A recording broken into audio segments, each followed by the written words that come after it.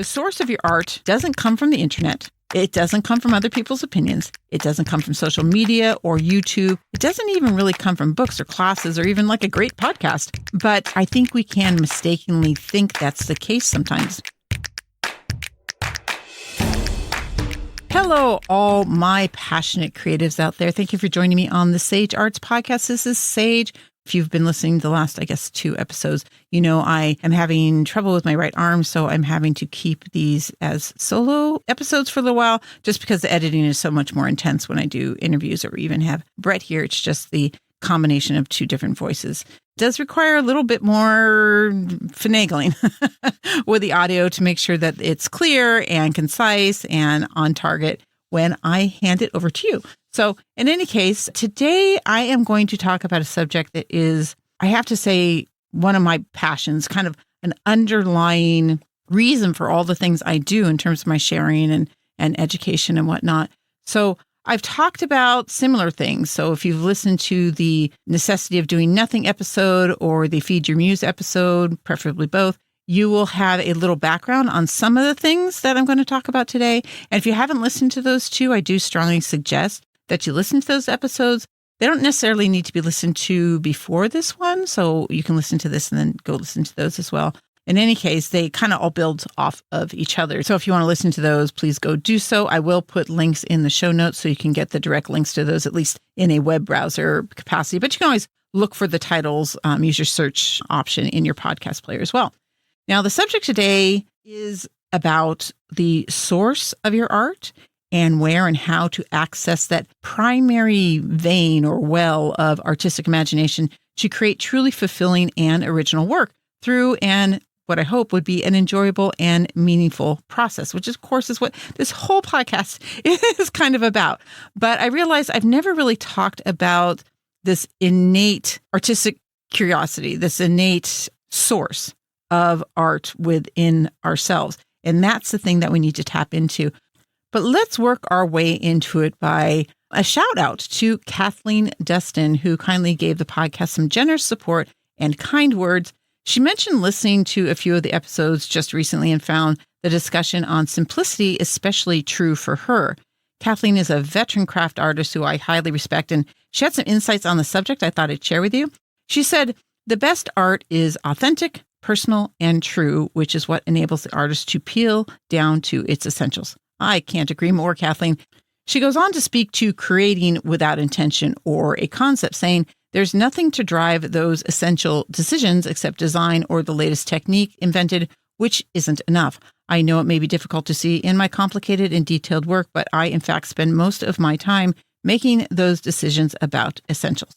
So it was really nice, for one, having a validation to hear the same thoughts of someone I respect so much about the ideas of simplicity being an inherent part of the artistic process. And this actually feeds into our conversation on today's subject, in that the same understanding of the importance of recognizing essential aspects of a piece is also true about the advantages of recognizing the essence of who you are as an artist. And that is the source of your artistic creativity. So it's great to have a note like this to share in my inbox. But there was more to that than just the insightful words that was really telling in getting this comment from Kathleen.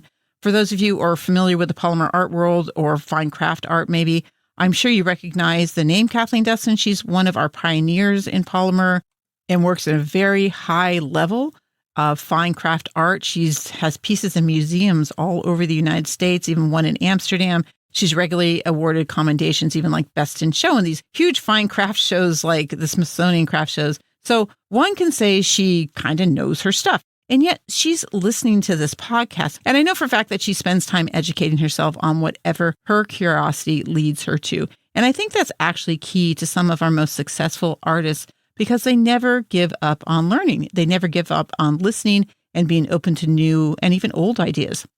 I know I've been guilty sometimes of thinking, oh, I don't need to know that, or I don't need to hear or listen to this or read this or whatever it is, because it's probably going to be something that I already know. But the thing is, it doesn't matter whether the information is something you already know or not. It only matters that you're open and receptive to bringing those ideas to the forefront And that oftentimes is what this self-education is about. It's about reminding ourselves, even if we know what we're doing and we're really, really good at it, there are so many aspects, especially in an area like art, that we forget or we neglect.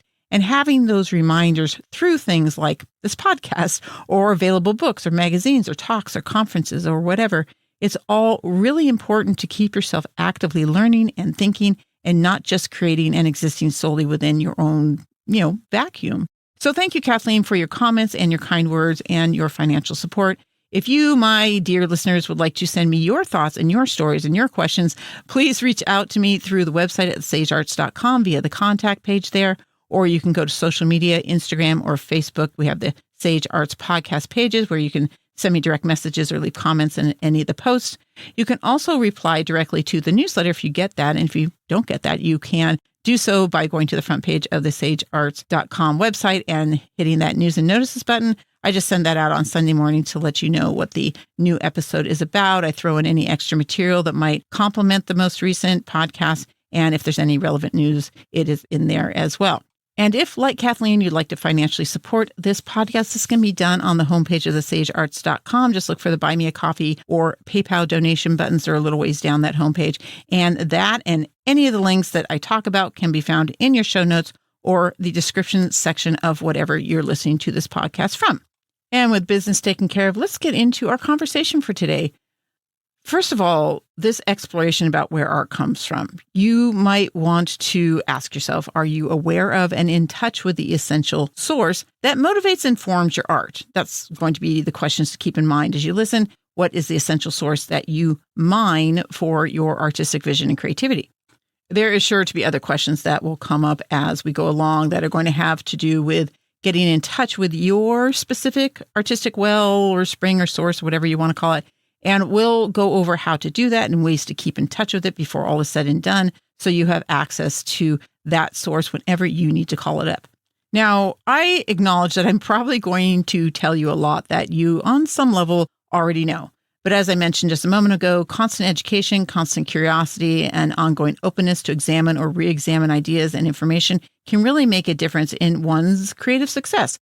So if you cut yourself off from new ideas or re-examining old ideas, I would say you have a diminished potential for growth and probably for joy in your work. Not learning, not growing does kind of reduce the risk factors, which is probably going to be a whole nother episode about vulnerability in the not too distant future. But sticking with what's comfortable and what you know and not pushing beyond that or re-examining what you know can be stagnating for an artist. So I hope you'll keep hanging out with me today, regardless of where you are on your journey in being in touch with your artistic source. We should probably start with what it is I'm talking about. What do I mean by where does your art come from? Well, I'm not talking about inspiration, not the initial seeds of the ideas that you have for any particular piece, but rather the well of ideas and preferences and aesthetics and motivation to create. I don't know about you, but I've always been kind of amazed that we create things from absolutely nothing, or so it seems. We may have some ideas, we may have some materials, but how does something that never existed before, that can affect other people, that can give them joy, that can get them thinking, that can change their view of the world, or maybe even change the world, how can that come from a bunch of inert material combined with a simple drive to create something? Between that drive to create and the manipulation of those materials is a whole series of decisions that we make. And those decisions come from a very personal and specific place unique to us. Those decisions come directly from our experiences and our inclinations, the aesthetics we've developed, our passions, our dreams, sometimes our anger, sometimes our love, sometimes our curiosity and wonder. The choices we make while we create are a direct result of who we are, the culture that we live in, the things we've been exposed to, things that we've been taught, and the emotional and psychological roller coaster of just being human. At this point, you might be asking yourself how this differs from the concept of inspiration. Well, inspiration is like nudges, like small or sometimes big ideas that turn on a switch inside of us that gets us thinking. They're not in and of themselves the source of our actual art. They are external motivators. They are idea generators. We can draw excitement and energy from them. They can form guiding visuals or intentions for our work, but they aren't the source of our artistic creativity. Those come only from inside of you. So our artistry, instead of taking inspiration kind of wholesale and reworking it, is more like a filter that shuffles through all the input that we have, all the sensory input, the visual, the tactile, even the taste and sense of the world around us. And it pulls out pieces that are useful for our artistic creativity to work with. But our inspiration can also be more conceptual, as in they can be drawn from emotions or stories or experiences or a passion for various issues or injustices. But the key difference between these sources of inspiration and the sources of our art is that those inspirations are external. We draw from them, and our source of art filters them for us to use. Does that make sense? In other words, inspiration is more like your art material than the artwork itself, right? So you can think of inspiration as all the choices you have when you walk into an art supply store. You go through and pick the things that speak to you or that help you say what you want to say, but those supplies are not yet art, not until you make them art. And the only thing that can make your art is you. So you are the source of your art. It's inside you. It's not external, it's internal. I think understanding this difference is important in that we can more closely listen to the voice inside ourselves when creating if we understand that external inspirations are just unmanipulated supplies that anyone can do something with. But the source of our artistic creativity, the power and the magic, is what gives the materials, including the inspiration and the physical or other materials we work with, so much potential to become something far beyond the sum of its material parts. The source of our art is kind of the secret sauce in the mix that takes inert materials and raw ideas and makes them into inspiring additions to our world. Now, why is knowing where your art comes from important? Well, for some, maybe it won't be so much, but part of this conversation is learning and understanding what is important to you. I personally think it can be immensely useful for all of us to be consciously aware of the source of our artistic ideas, as knowing where your art comes from means you should have more ready access to the source of your creativity and the filters that sift through your inspiration. Recognizing that it is a separate source that you can dig into keeps you from falling into the trap that the inspiration is the thing that's going to lead you, or the material is the thing that's going to direct your creativity.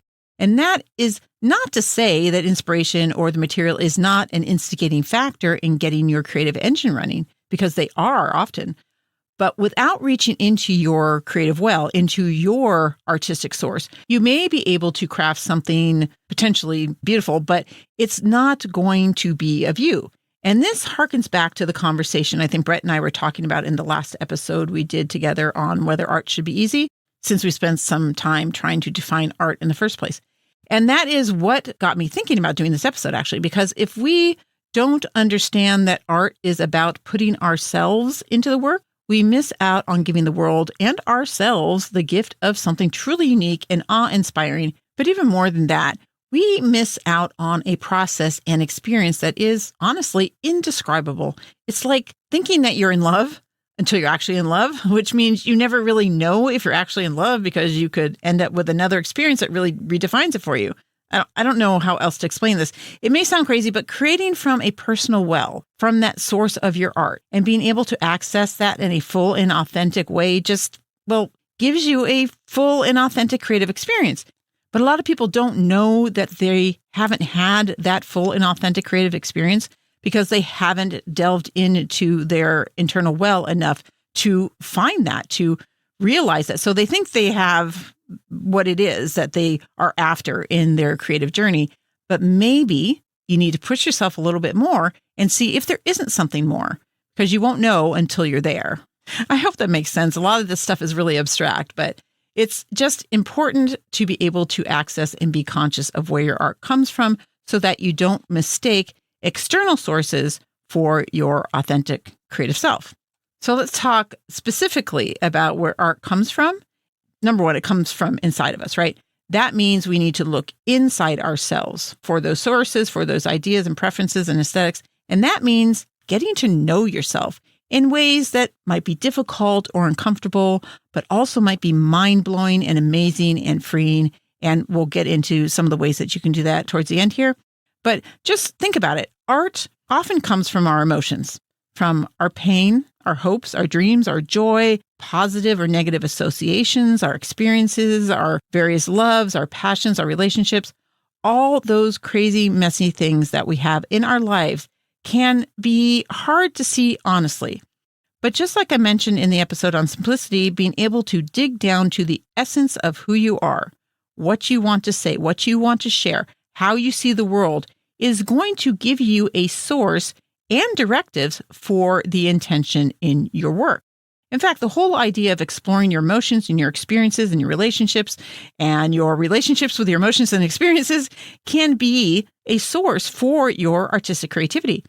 I know you have known of or heard about or read about artists who are working through their own traumas or difficulties or trying to get to know themselves better through the exploratory process that is making art. But that process is not relegated just to big-time fine artists or very conceptual thinking artists or whatever you want to call them. Even if you make cartoons or cutesy sculptures or fanciful little fun pendants, you can make those more than just a product that you sell or just do for fun. You can make them art, but that takes using them in a way that explores who you are. I mean, to start with, you choose to make the things you do because, in part, it's who you are. At least, I hope so. And if you want to dig deeper, you reach into that creative well of yours and you ask the hard questions and you push to find the essence of who you are in that particular line of inquiry. Let's say you make cute dragon figurines. What is it about dragons that draws you? What is it about taking something that mythologically was a fierce and fearsome creature and turning it into something approachable and adorable? There is probably a reason for that. And if you explore internally, you may come up with all kinds of wonderful insight as to why you create these things and what they mean to you. And that can really tell you a lot about yourself. But it also feeds into your work. It gives you ideas and insights into the kinds of things that you would make that are meaningful to you and that actually put a little bit of you into the work, not just making something that you think will sell or that you think will gain attention, because people do like cutesy things, but it's much more meaningful and fulfilling if that cutesy sculpture is imbued with something of yourself. Then it becomes more meaningful and fulfilling for you as an artist. Another big thing and kind of important for these days is that when you're looking inside to see who you are, looking at that internal well of yours, is to be able to actually recognize it as something that's part of ourselves, not something that came from an external source and that we've kind of adopted. But it may not necessarily really be who we are. We just think that is something that we should think or believe because that's what we've heard so much, or we are exposed to so much of it. We all know that we live in a world with an immense amount of external input. There are rare moments when we are not getting input from the external world. And I don't mean sensory perception input like what we see, what we hear, what we smell, what we taste. I mean information and education and being sold things and being told things to such an extreme that it's nearly impossible to ignore or not have it influence our artistic choices before it goes through the filtering of our artistic creativity, that source that does the filtering and makes the choices based on our personality, our experiences, and what it is we need to share and say. That is not to say that external influences shouldn't be a part of our art. They absolutely can be. But again, we need to recognize that those are like art supplies. Those are bits and pieces that we can rifle through and pull out what we need to share, what we want to share, and create what we want to create. But they are not the source of our artistic creativity. So let's talk about what the source is not, so you're also clear on that. The source of your art doesn't come from the internet. It doesn't come from other people's opinions. It doesn't come from social media or YouTube. It doesn't even really come from books or classes or even like a great podcast. But I think we can mistakenly think that's the case sometimes, maybe unconsciously even. And kind of what I mean by that is we often find ourselves searching for components that we think we need for our artwork from these external informational and educational sources. And this is not to say that those sources aren't useful, maybe even necessary in certain parts of our journey, but they really should be building on and informing what's already there within you. These external sources are tools or bridges, really. They also mostly come to you in like very general or raw forms. So if you learn something from, say, a YouTube video, it wasn't specifically taught to you and for you. It was taught for a more general audience from the limited, if talented, perspective of the person who's teaching you. But you realize it's not from you at all. You have to process it. That's what I mean by it being raw.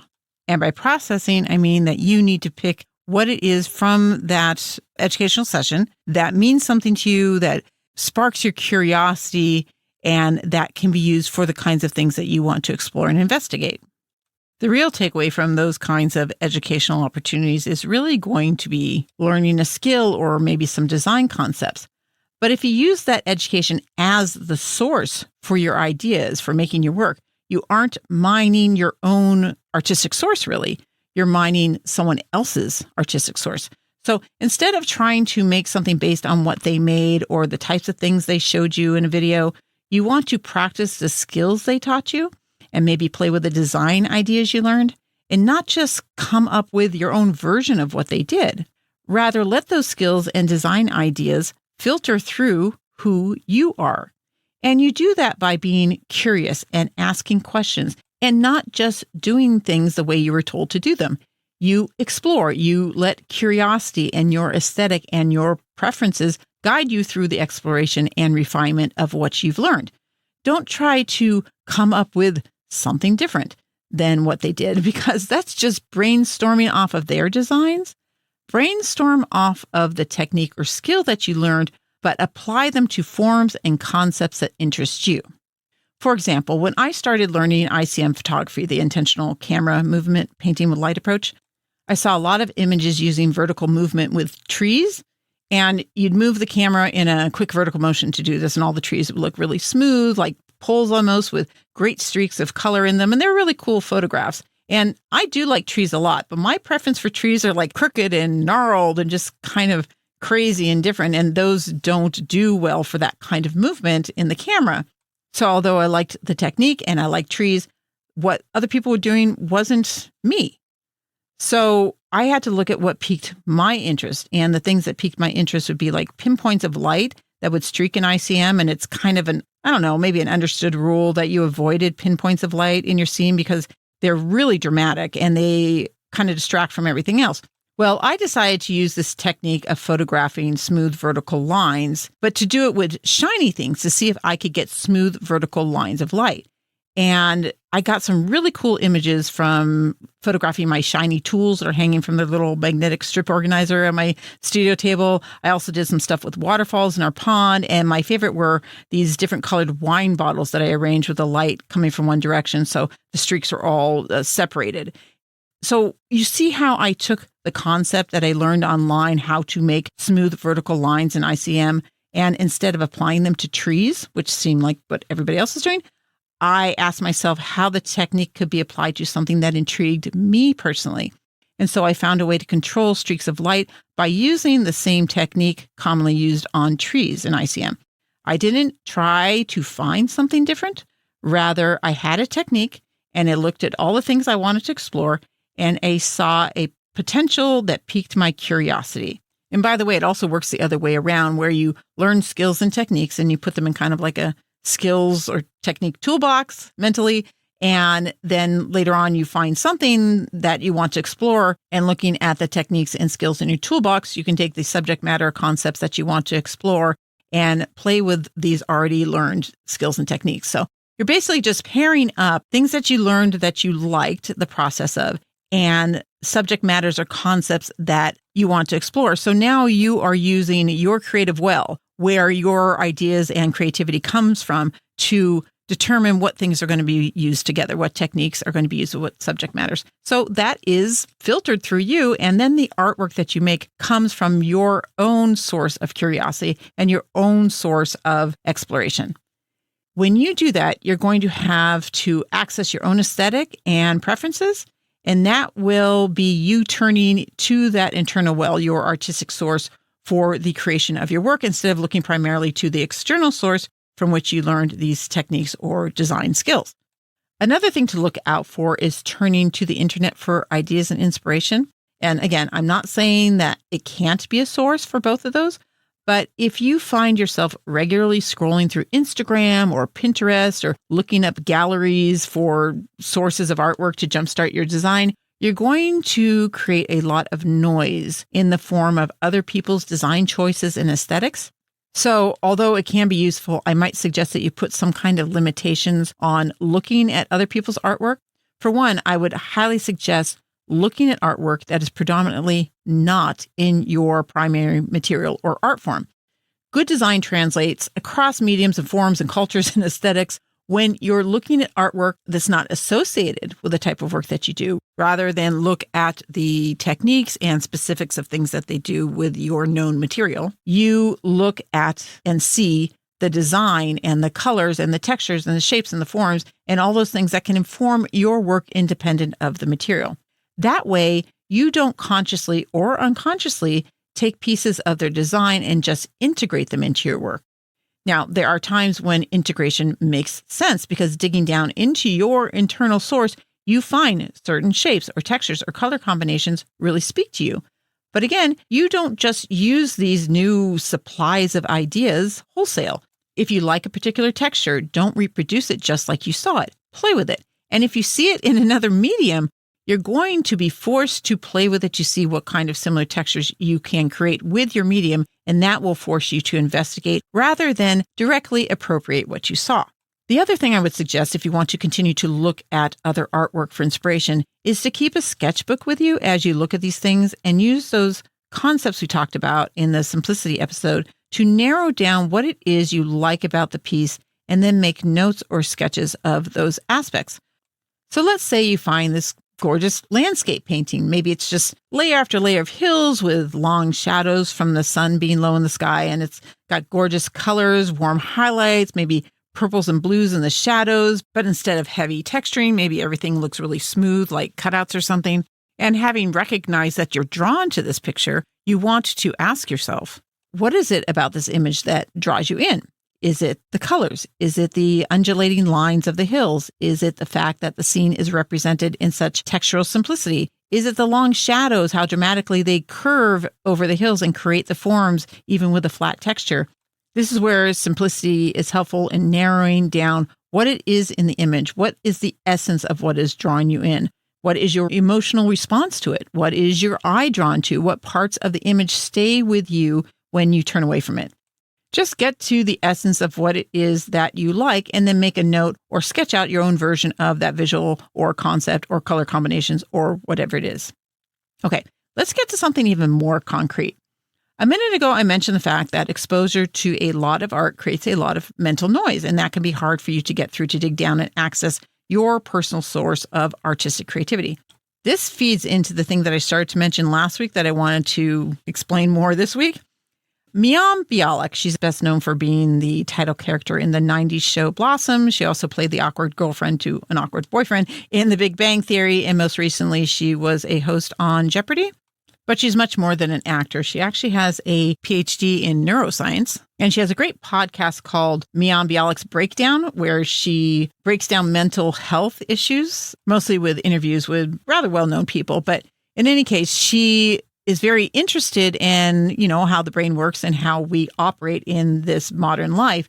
So when SAG-AFTRA went on a strike here in the U.S., she stepped away from her position on Jeopardy! And with the sudden time off, she decided to try an experiment.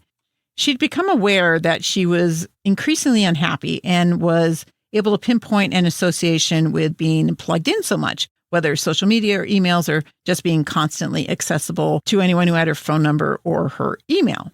So she decided to spend 2 weeks, not just completely unplugged, but basically in isolation, socially speaking.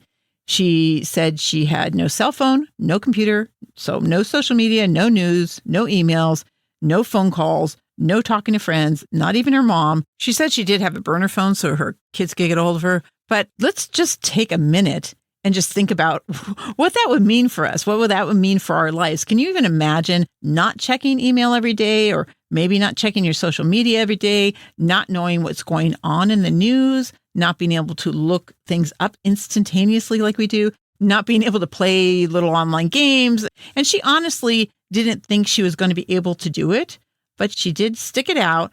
And not surprisingly, she learned an awful lot about herself in the process. And having done that episode I did on the necessity of doing nothing and really exploring the whole idea of stepping away from everything, I wasn't surprised that she had a lot of really dramatic and interesting and eye-opening things come out of this. Not the least of which was that she realized she was not the kind of person who was meant to be available all the time. So this was definitely an extreme version of doing nothing. And I'll put a link in for this video in the newsletter and the show notes, this 12-minute video that she explains what she did and what happened with it. And just listen to what she has to say, because I think it was really inspiring. In our household, we used to do screenless Sundays. It kind of got thrown off by the pandemic for some reason. I think it was just a lot of need to be connected to people during that time. But what we used to do was turn off our phones except for phone calls and text so that we could reach people and the kids could reach us or whatnot. And we would plan things that did not involve screens. We'd play board games or do projects in the garden together or go for hikes. And of course, we did artwork. Then listening to Miam's talk about what she did, it reminded me of how wonderful those days were. And I was like, why aren't we doing those anymore? So we are trying to get back to that. But she also mentions her anxiety around social media and emails and that whole being connected to the outside world. And it sounded kind of familiar. I definitely have some anxiety around social media, mostly that I can't keep up and that I'm not doing enough. And honestly, she pinpointed that problem pretty well. I don't really want to be constantly accessible.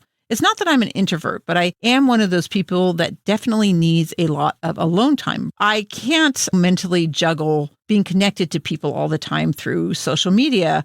It gets into my head and messes with my creative time, with my own work.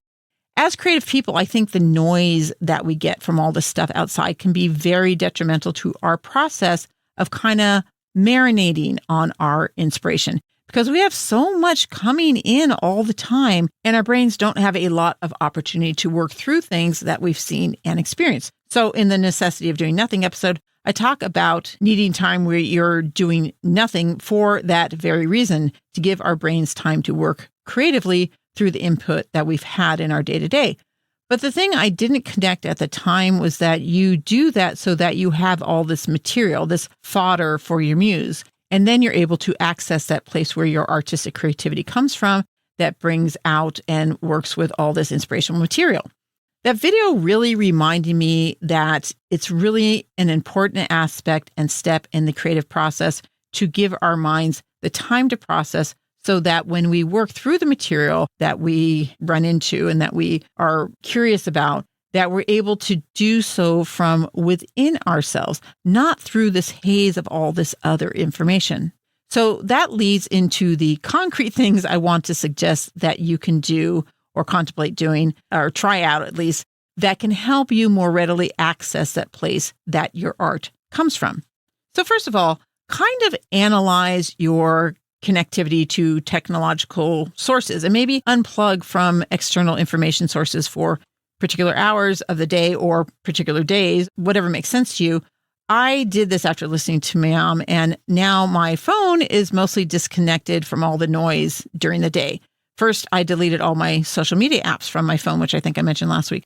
I've been doing great without them, honestly. And then this week, I turned off my cellular data for almost all my apps, except for like my phone and my text and the messaging apps I need to keep on so people that I need to hear from can get in touch with me. And then things like maps, so when I'm out and about, I don't get lost.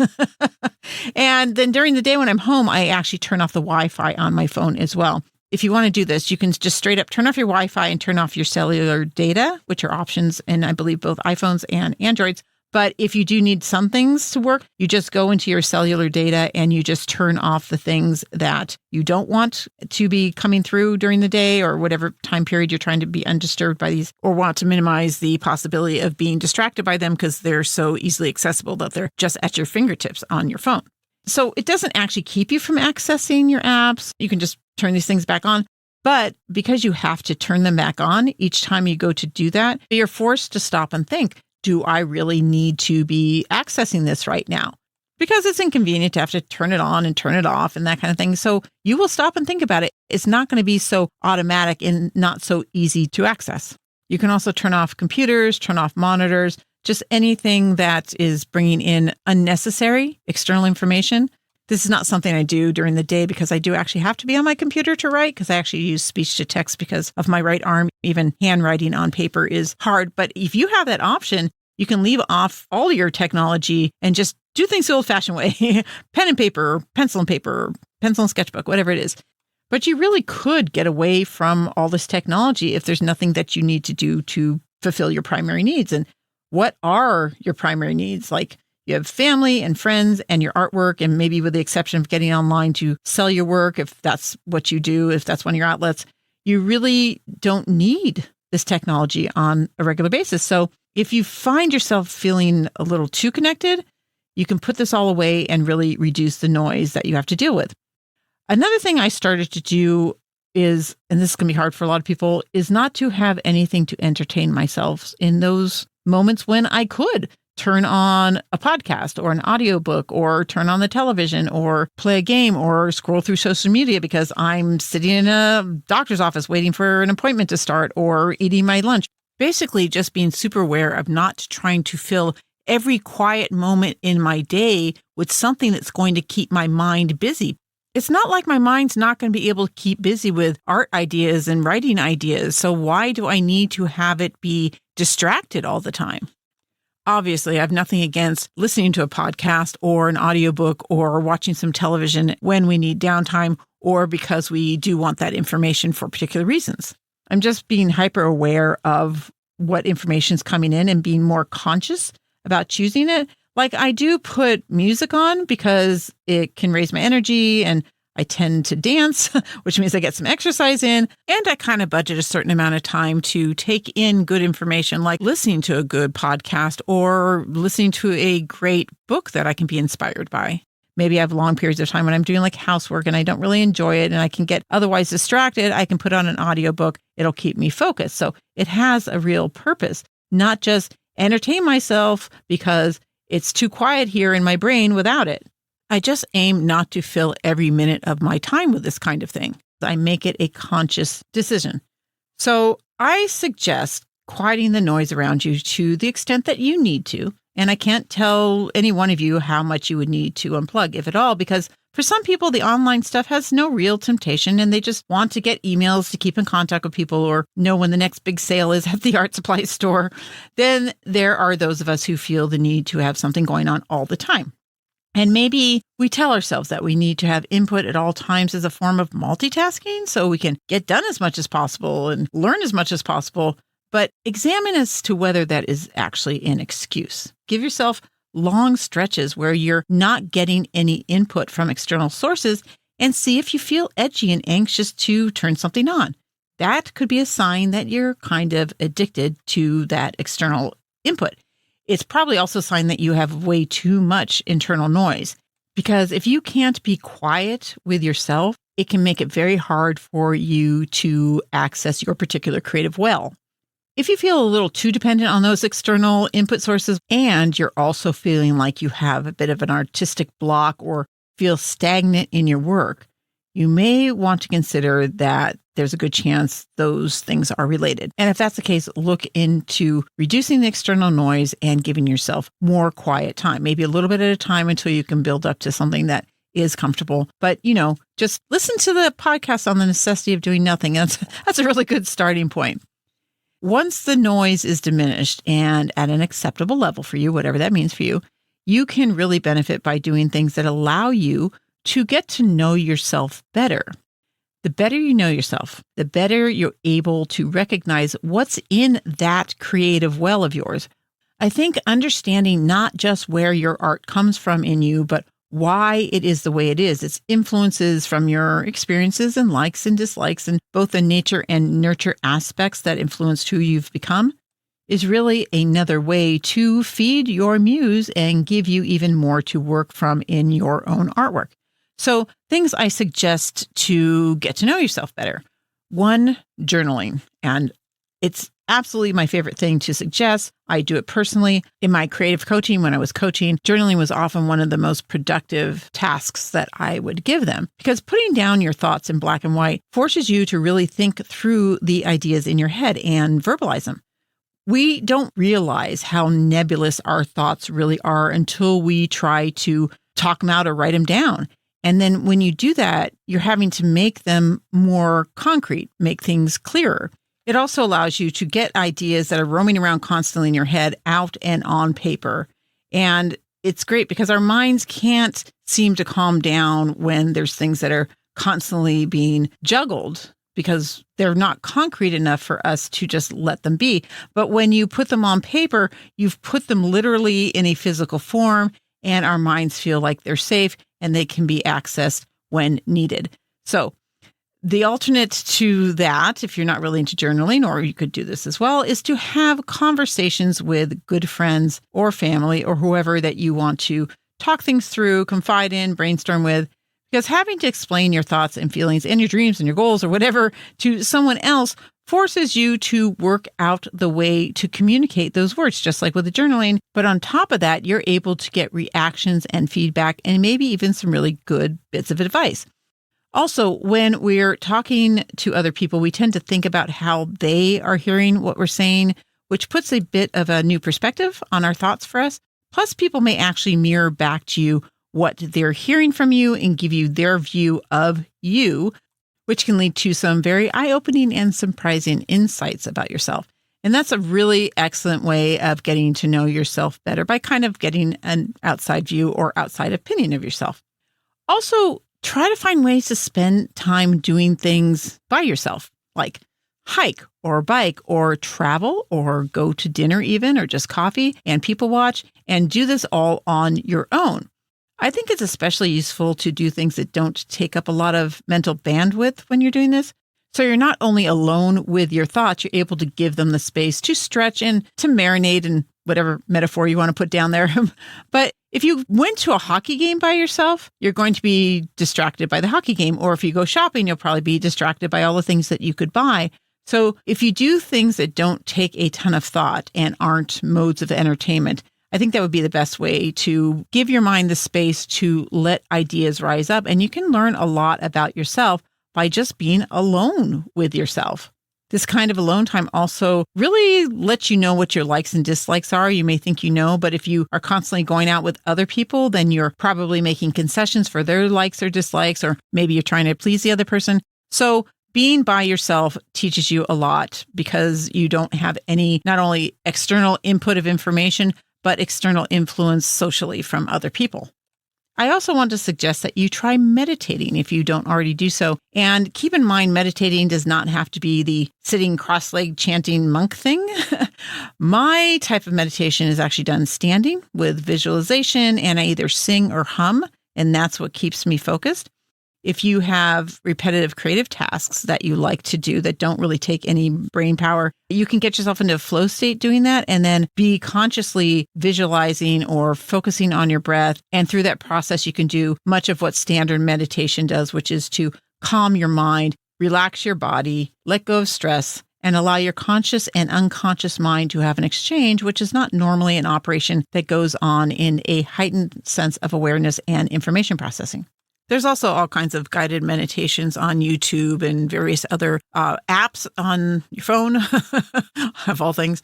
But you can use those to help guide you and get you used to meditating if it's not something that you commonly do.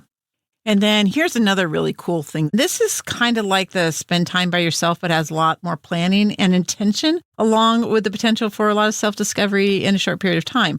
And that is to go on a self-retreat. What that means is just going off on your own for the express purpose of self-examination and internal reflection. I'm not going to spend a lot of time describing what this is, because there's entire websites on this. You can Google how to create a self-retreat and get more specific ideas from those. There are actually companies who will plan these for you if you need that, but it really just involves planning some time away on your own with some structure to guide you. For instance, you could do 3 days camping or get a little condo on a beach and then just do some basic planning, like say you're going to journal first thing in the morning and then take a walk or hike after breakfast in order to look for sources of creative inspiration. Then you could line up meditation or yoga in the afternoon and then spend the rest of your time in between on creative endeavors, maybe ending your day by journaling again to discuss with yourself the things that you discovered. Like I said, look up ideas online and find something that really speaks to you. But I feel like this is becoming a more common thing. I know several members of my family have done this. My one sister went away for 5 weeks on her own. I have a brother-in-law who planned a backpacking trip by himself as well. So the idea of kind of taking a vacation by yourself to do nothing but be with yourself might sound a little odd, but a lot of people are doing it, and probably for really good reasons, because we are all so plugged in and we really need to step back and get to know ourselves better.